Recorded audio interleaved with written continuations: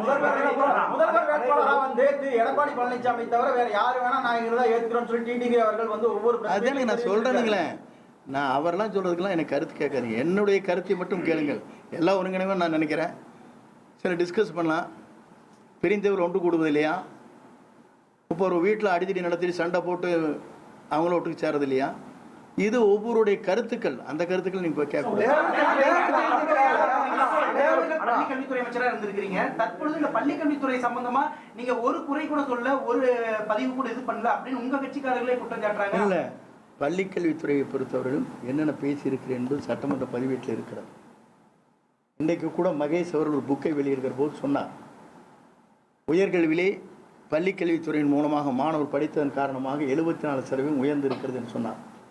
நான் அப்போதே எழுந்து என்று சொன்னேன், திருப்பி போட்டு விட்டீர்கள். 47% தான் தமிழ்நாட்டிலே உயர்கல்வியிலே இருக்கிறது. 74 திருப்பி போட்டு 47 இருந்ததே 74 மாற்றி விட்டீர்கள் என்று கிண்டலாக சொன்னேன்.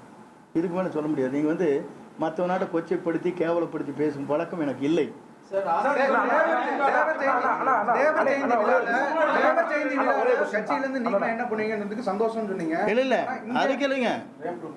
அன்னைக்கு சும்மா ஒரு செகண்ட் சொன்னதெல்லாம் வச்சுட்டு கேட்டுக்கூடாது. நீங்க தயவு செஞ்சு, நீங்க நல்லா கேட்பேன்னு எனக்கு தெரியும். தயவு செஞ்சு இருங்க, நான் சொல்லிடுறேன். அதுக்கு பிறகு மனம் வேதனை அடைகிறேன். கேட்டாங்களே 5-6 பேர் வந்து சும்மா வர வர கேட்டதெல்லாம் சொல்லிட்டு இருக்கக்கூடாது. அவங்க 2 போட்டான்னு அதை சொல்லிட்டு இருக்கக்கூடாது. மன வேதனை அடைகிறேன், வருத்தப்படுகிறேன்.